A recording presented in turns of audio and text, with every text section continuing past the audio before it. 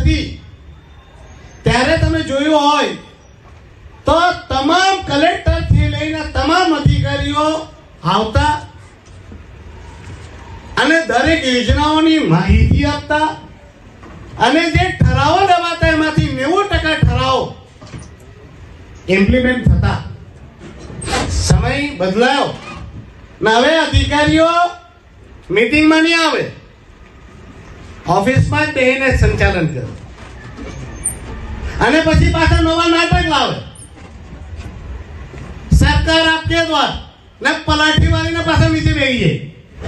તમે હમણાં બતાવી જાય કે 2 કરોડ રૂપિયા આ કામ કરવાના તે કરવાના, એટલે લોકોને એમ થાય કે 2 કરોડ રૂપિયા પંચાયતના મહિલા સરપંચ સભ્યો ખાઈ ગયા, એટલે ગાર પછી સરપંચે ખાઈ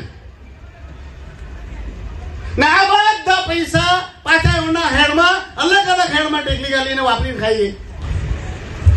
એક વાત તમને કહું, આ અધિકારીઓ 2 વર્ષ 3 વર્ષ આવવાના ને જવાના. હા, એક બેહાલો છે તે ડોમિસાઇલ લઈને જવાનો, પણ બધા જવાના જ. દમણ દીવ કેટલો મોટો પ્રદેશ છે. આ ગુજરાત અને મહારાષ્ટ્રમાં જાઓ તો એક ડિસ્ટ્રિક્ટ આપણા કરતા મોટું છે અને તેમાં પ્રશાસક, એડવાઇઝર, ફાઇનાન્સ સેક્રેટરી, તેના પછી કલેક્ટર, ડેપ્યુટી કલેક્ટર તો એક ડિસ્ટ્રિક્ટમાં, આઈજી, ડીઆઈજી, એસપી, એસપી, એક ખાલી આઈએસ ની જરૂર છે. ખાલી ટેબલ પર રૂપિયા લેવા માટે બેસેલા બધા.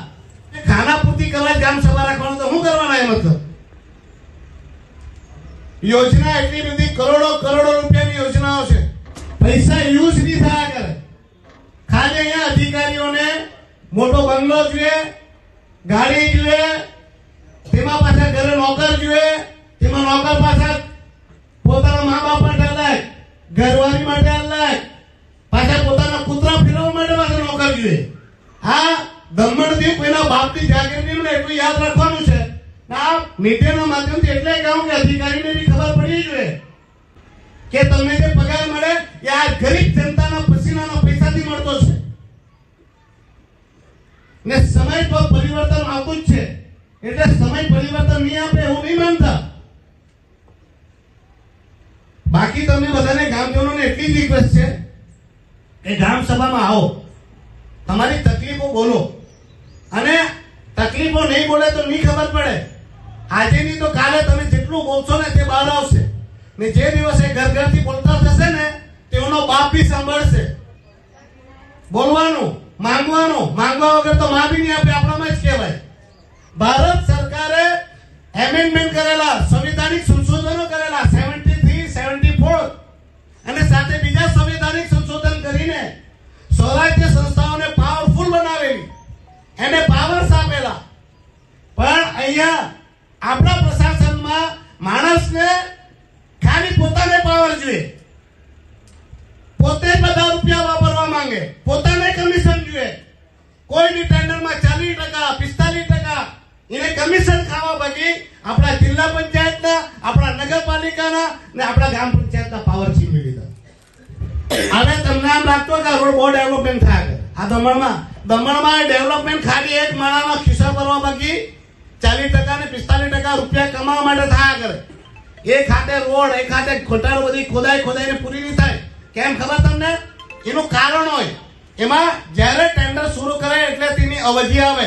6 મહિનામાં પૂરું કરવાનું, વર્ષમાં પૂરું કરવાનું, 2 વર્ષમાં પૂરું કરવાનું, અને પૂરું નહીં થાય એટલે પણ કાંઈ કરે, લાગત કિંમત વધારી દે. પછી 2 ગણા ને 3 ગણા, એટલે ભાઈના કમિશન વધારે ને વધારે. એટલે આ કમિશન ખાવા બાકી કમિશન ખોર માણસ આ કામોને લટકાવ્યા. મેં તો આજ સુધી જોયું જ નહીં કે પંચાયતના ટ્રેક્ટર, પંચાયતની સામગ્રી, પંચાયતના માણસ ને કોન્ટ્રાક્ટ આપવાનું બીજાને પૈસા આપે આઉન્ડના. મને કોઈ કહ્યું કે આ સીઓ આશીષ મોહનજીનું ને કઈ મકવાણાના માણસ છે. આ મકવાણા સાહેબે ને આશીષ મોહનજીની બેની ઇન્કવાયરી થવા જોઈએ છે. એટલે ગાર ખાવાનું ને માર ખાવાનું પંચાયત વાળાએ ને માર ખાવાનું સારું આવડે. કચરાની એજન્સીઓ બંધ કરો, તાત્કાલિક પણ આ કચરાની એજન્સી બી બંધ થવા. તમને ખબર નહીં હોય આ ગ્રામ સભા છે ને એ ગામ સભાથી મને દૂર રાખવા માટે આ ભારત આ પ્રફુલભાઈનું પ્રશાસને શું કરવું છે ખબર તમને સ્ટોરી?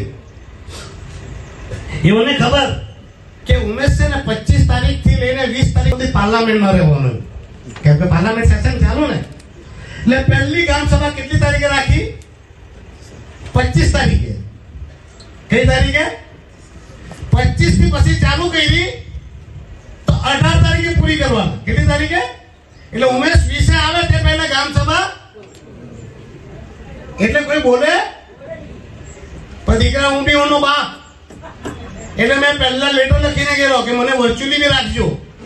આથી ગામ સભા ખાલી તમે જોજો ને એ કેમ ખબર છે? પેલા માનતા માનીને પેલા પગે પડતા નીચે આવે છે ધરતી પર, તે ભીમપોર છે આવવાનું હોય ને તો રોડ પરથી શાશ્વત દંડ પ્રણામ કરતા કલેક્ટર થી લઈને મકવાણા તો જો કે વિડીયો મામલતદાર રહે જ નહીં, પણ બીજા જે આવે તે પગે પડતા સ્પીચ પર આવે.